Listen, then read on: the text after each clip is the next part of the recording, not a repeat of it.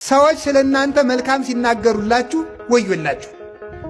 ሰዎች ስለናንተ ክፉ ሲናገሩ ግን ብፁዓን አንትሙ ያን ጊዜ ንዑዳን ክቡራን ናቸው።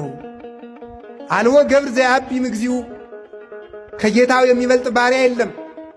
ወአልቦ ሐዋርያ እምዘፈነወ ከመምህሩ የሚበልጥ ደቀ መዝሙርም የለም።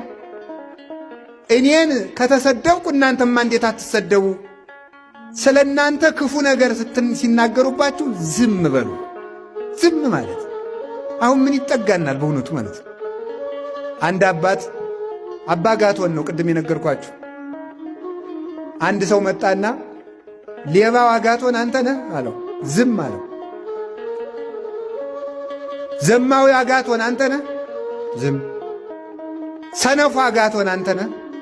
ዝም። እማይረባው አጋቶን አንተ ነህ? ዝም።